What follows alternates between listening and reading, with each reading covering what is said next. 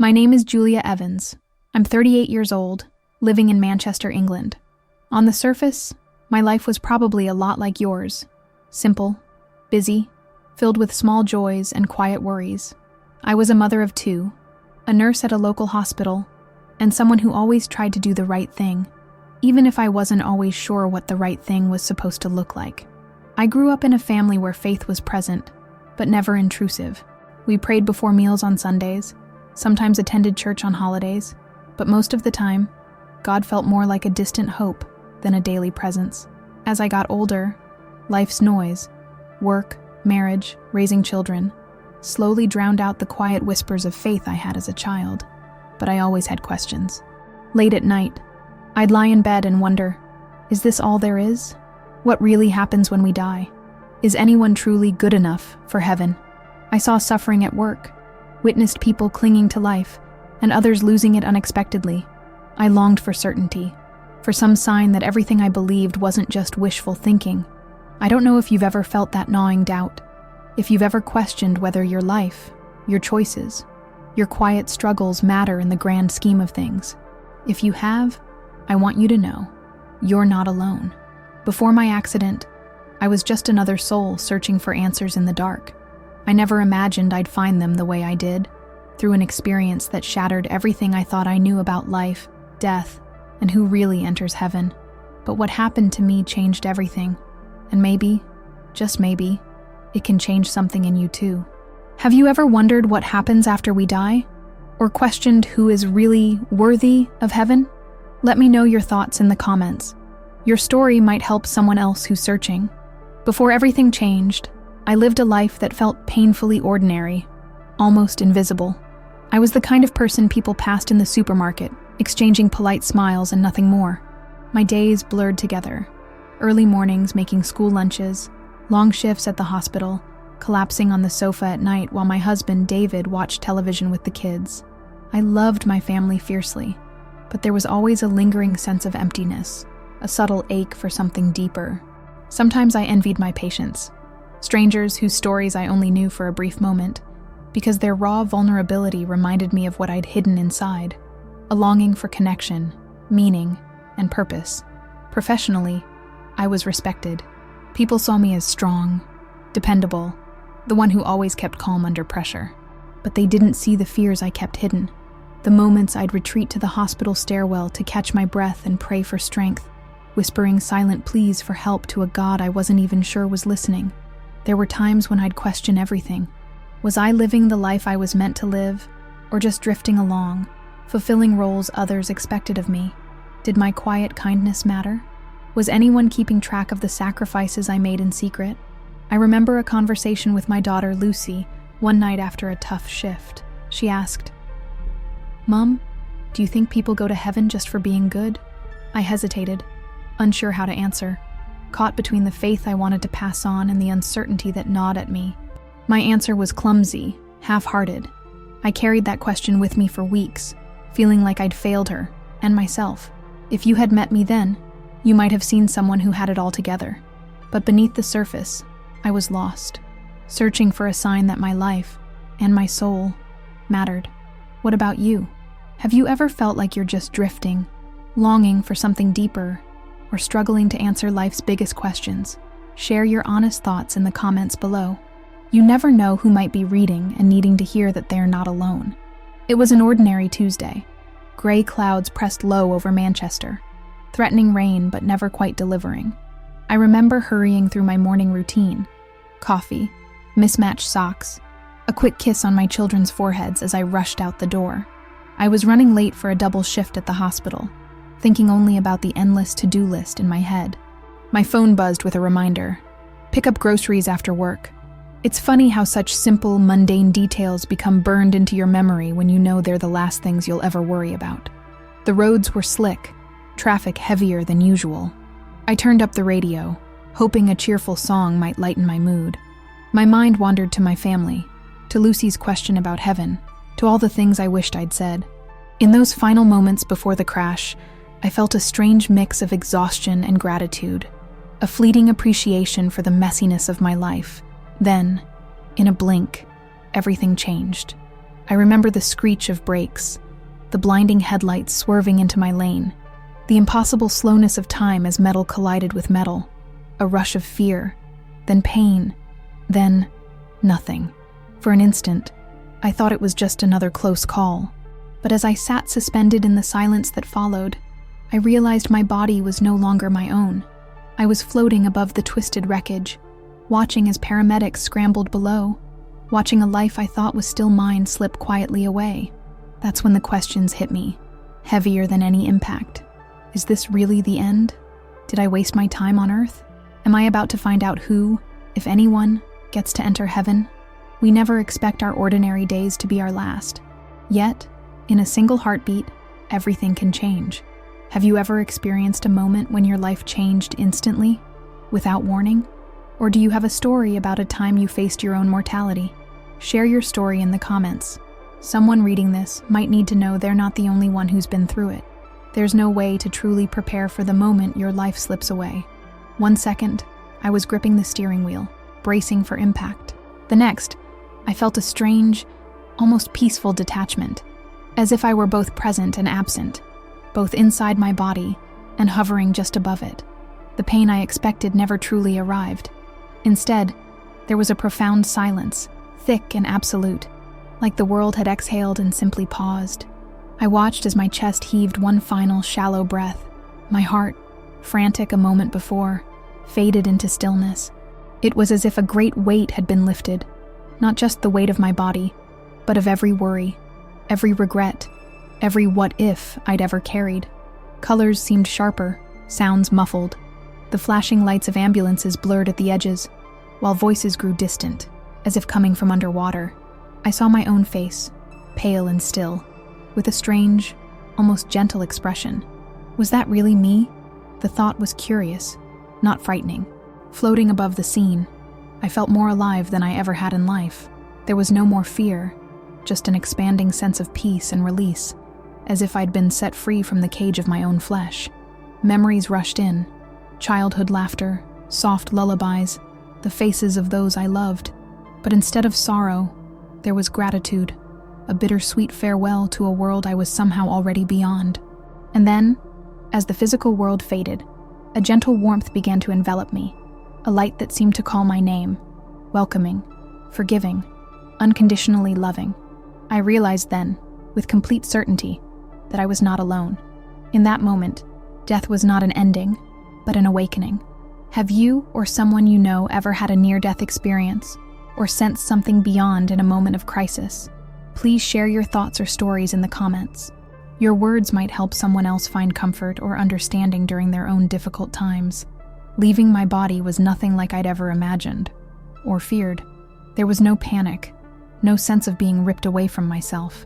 Instead, it was gentle, like slipping out of an old heavy coat after a long, tiring day.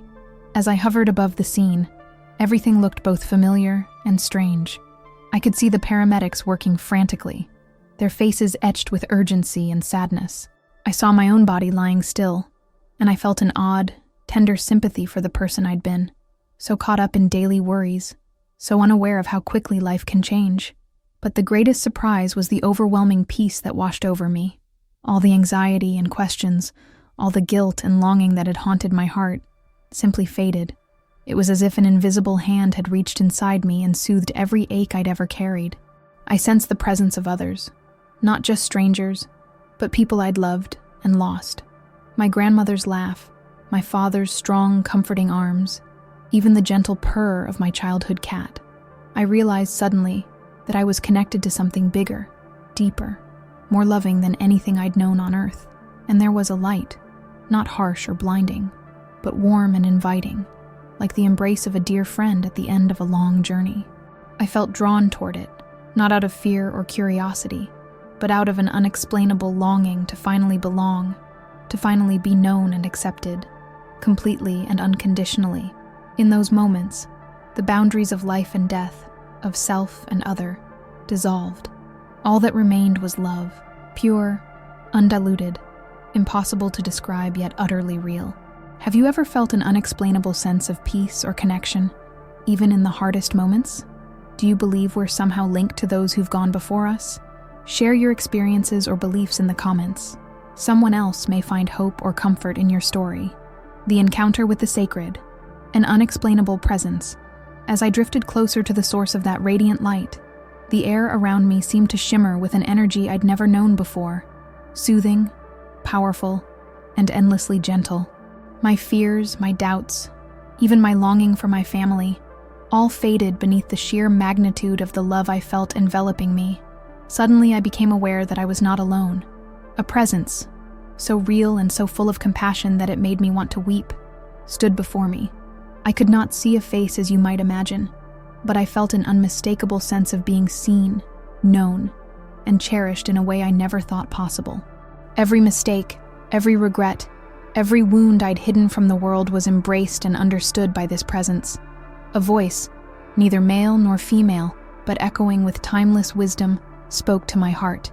Not in words, but in pure understanding. You are loved. You have always been loved. There is nothing you could do to earn or lose that love.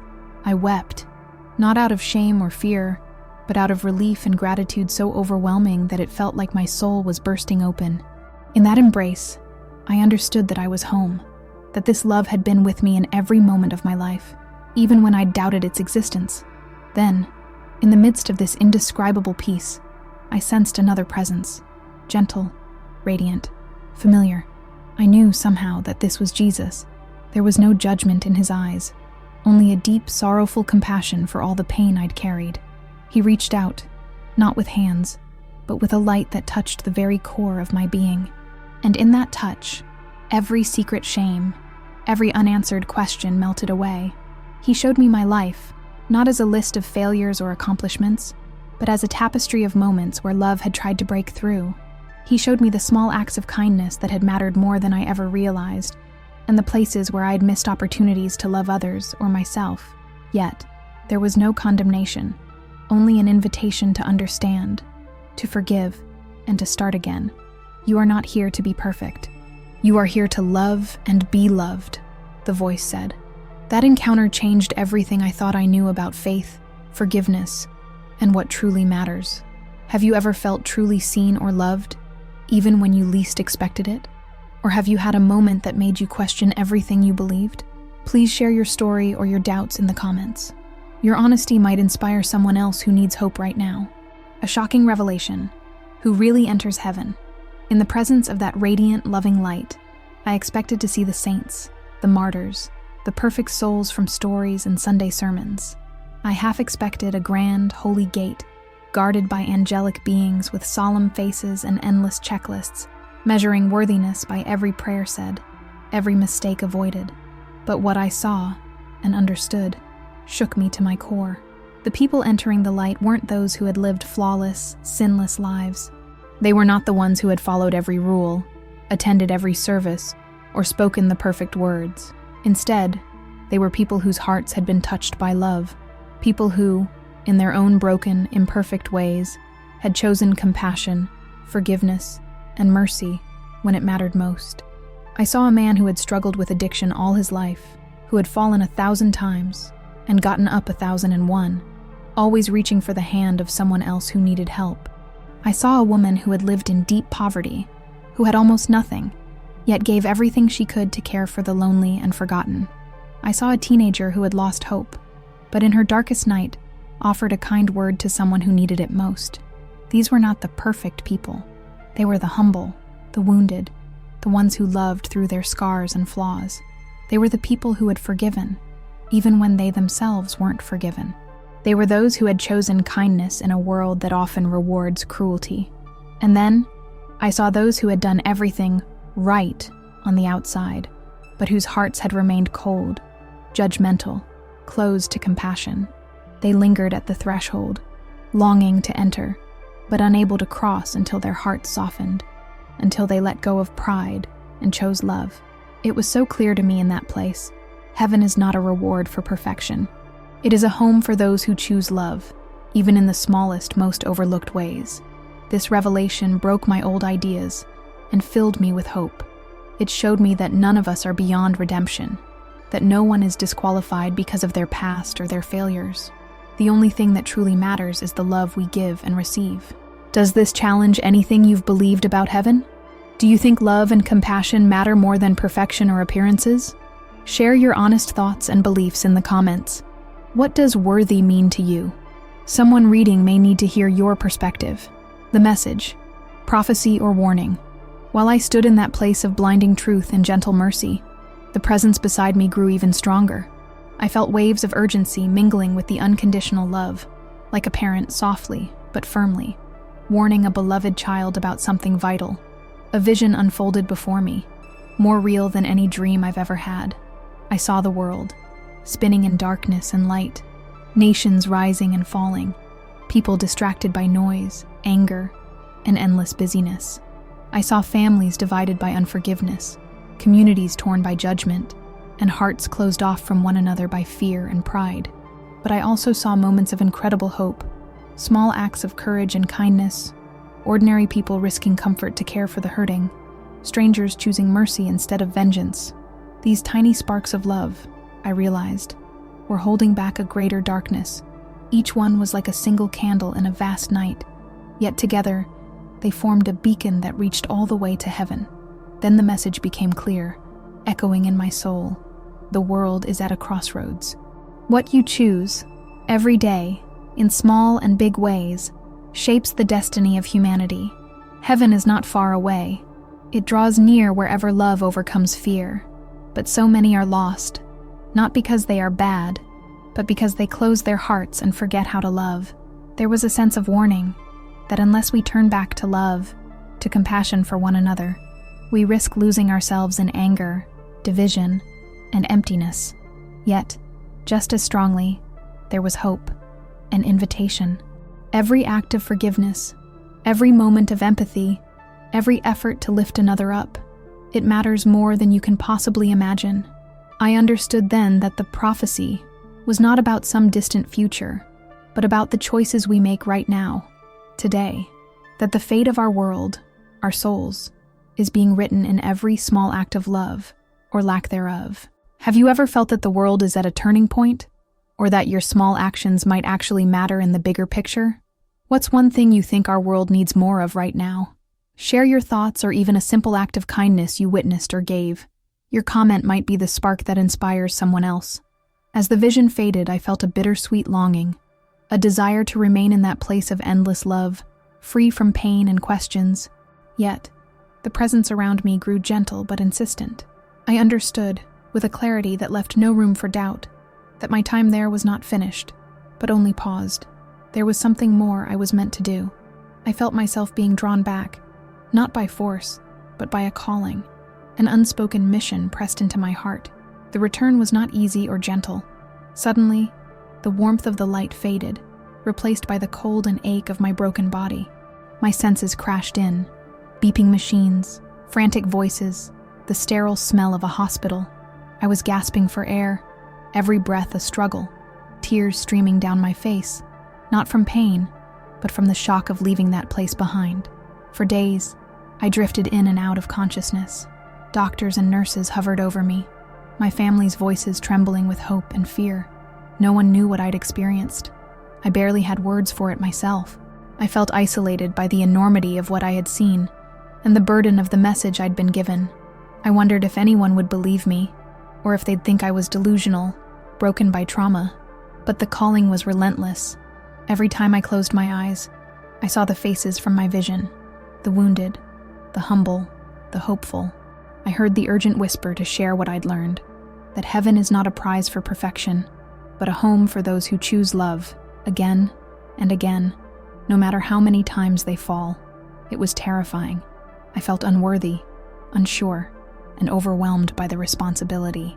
But slowly, I realized that sharing my story, no matter how imperfectly, was the only way to honor what I'd been shown. The message was not for me alone. It was for anyone who has ever doubted their worth, or questioned whether their love matters in a world so hungry for hope.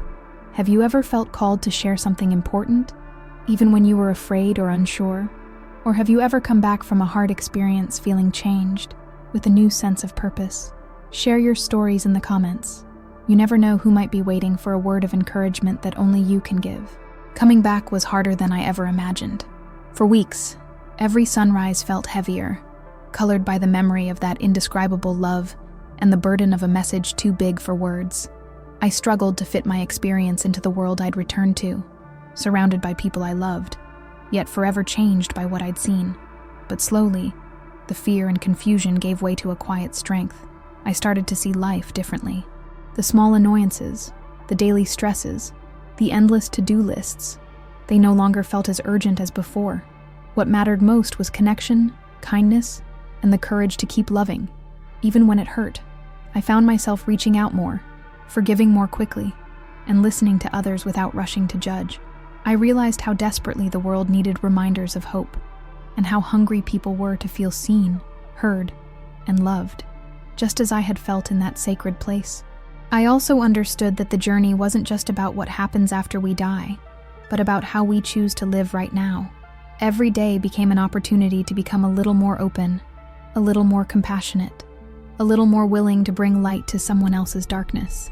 Sharing my story hasn't been easy. There are days when I still feel doubt, or wonder if anyone is listening. But then I remember, if even one person hears this and finds the courage to forgive, to reach out, or to hope again, it's worth everything. And so I pass this message on to you. Heaven is closer than you think. The choices you make, to love, to forgive, to lift up another soul, matter more than you can imagine. You are loved, you are seen, and your story isn't over. What part of my story spoke to you most? Have you experienced your own moment of awakening, loss, or hope? What would you want others to know about love, forgiveness, or what truly matters? Please share your thoughts, feelings, or questions in the comments. Your words can become someone else's lifeline, a spark of hope in a world that needs it more than ever. If you found something meaningful here, please subscribe and join this journey with me. We're all searching, all stumbling, all trying to find our way home. And maybe, together, we can become the light that someone else is longing to find. Thank you for walking this journey with me, through my ordinary life, my questions, my moment of death, and the message I was given on the other side. My story isn't just about what happened to me, it's about all of us. Each of us is searching for meaning, for reassurance, for hope that love and forgiveness matter more than perfection. If anything I've shared touched your heart, please consider subscribing to this channel. Together, we can create a space where stories of hope, faith, and transformation are shared freely, a place where no one feels alone on their journey. Before you go, I want to hear from you. What questions do you still have about life, death, or what it means to be truly worthy? Have you ever experienced a moment that changed your perspective forever? Leave your thoughts, questions, or even just a word of encouragement in the comments below. Your voice is important. You never know who you might help just by sharing. Thank you for listening. May you find the courage to choose love every day in ways big and small. And remember, your story matters.